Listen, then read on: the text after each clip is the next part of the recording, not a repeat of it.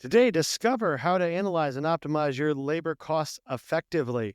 Learn strategic scheduling techniques that protect your margins and master the balance between quality and cost control. Hello, and welcome to the Bar Business Podcast, where we help bar owners increase profits, attract loyal guests, and simplify operations so you can avoid burnout and finally enjoy your life outside of your bar. I'm your host, Chris Schneider, the Bar Business Coach. Before we get started, a quick thank you to our sponsors, Spot On, who provide a great modern POS solution for the bar and restaurant industry, and Starfish, who use AI to turn your books into actionable steps to increase profits.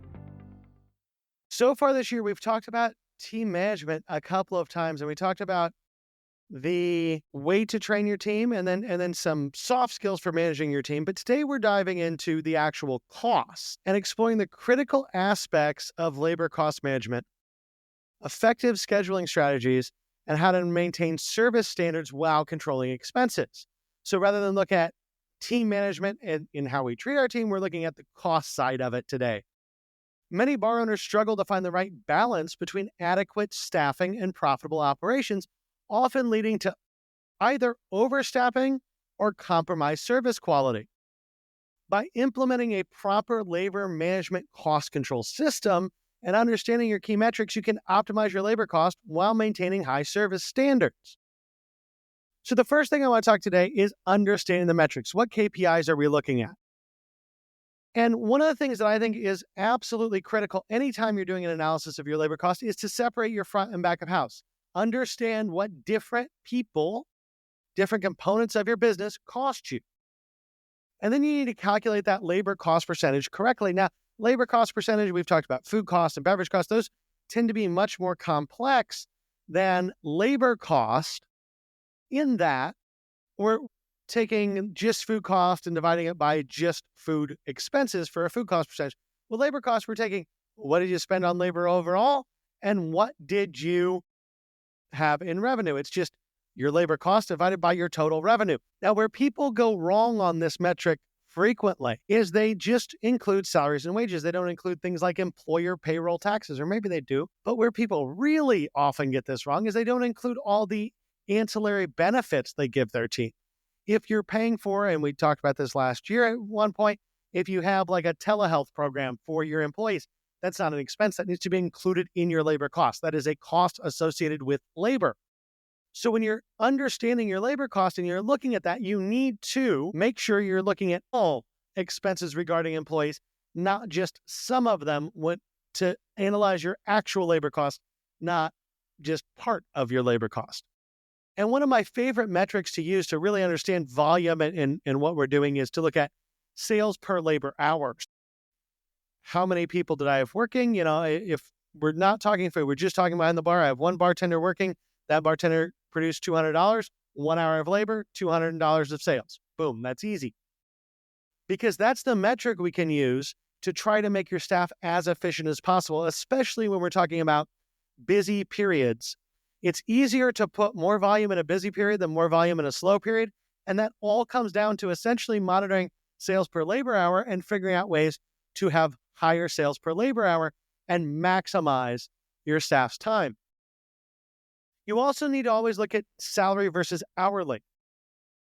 It can be difficult, but don't include necessarily your managers when you're looking at hourly efficiency. Don't include your hourly employees when you're looking at management efficiency. Break those apart. And then you need to set realistic labor cost targets. So when I say realistic, that's all dependent upon your model and your market.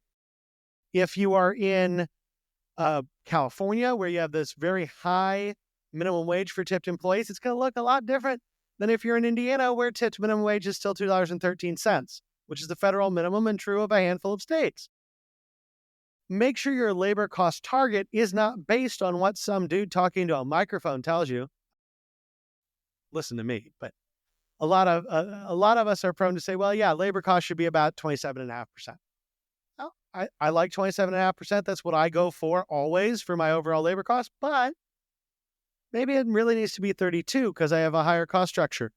Or maybe I don't have managers. I'm doing all the management myself. So if it was 27.5%, that's including me getting paid, or it should really be 25% if I want to get paid. but make sure you're setting realistic targets based on your model, your market, and the labor costs of where you're located. Then the second thing we want to do when it comes to optimizing the cost of our labor is look at strategic scheduling. So that's where sales per labor comes in.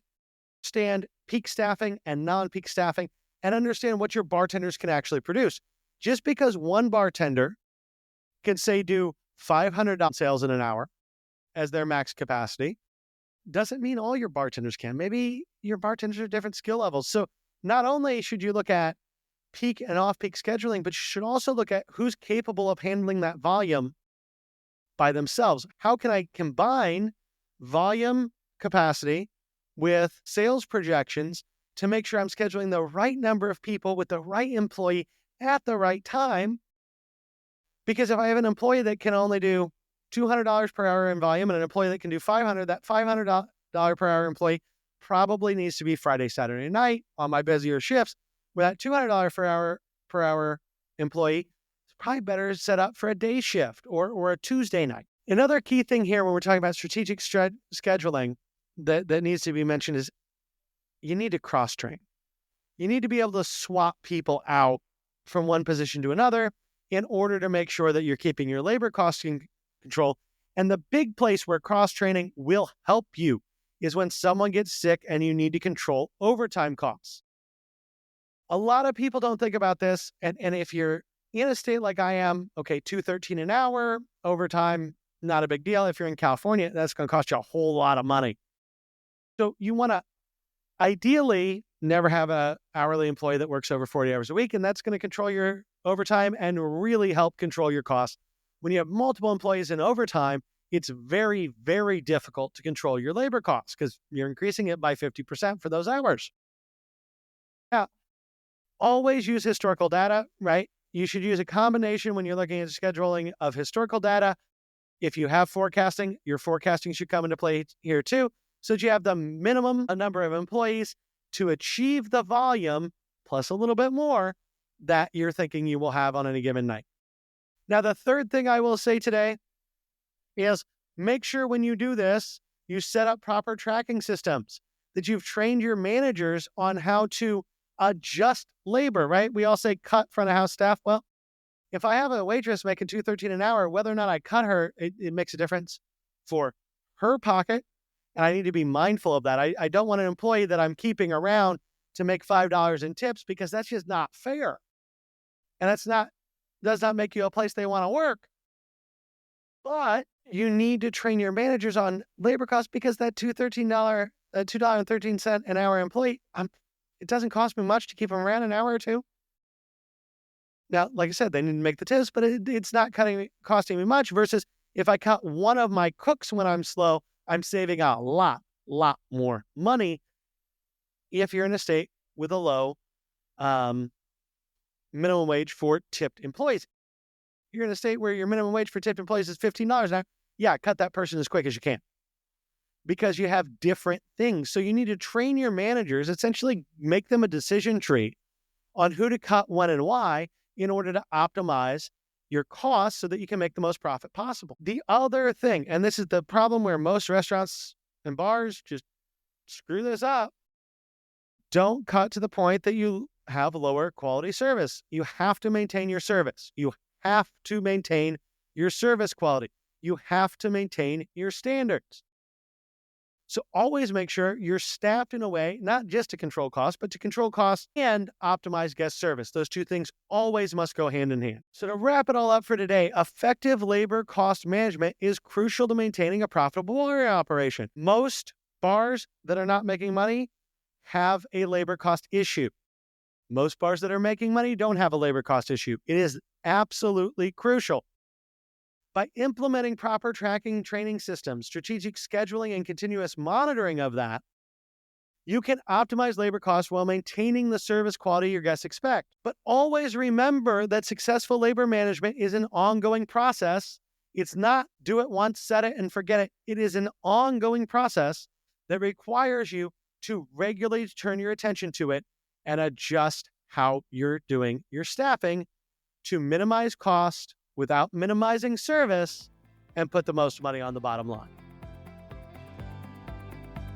That about wraps it up for today. If you enjoyed today's insights, make sure you like, subscribe, and leave a review.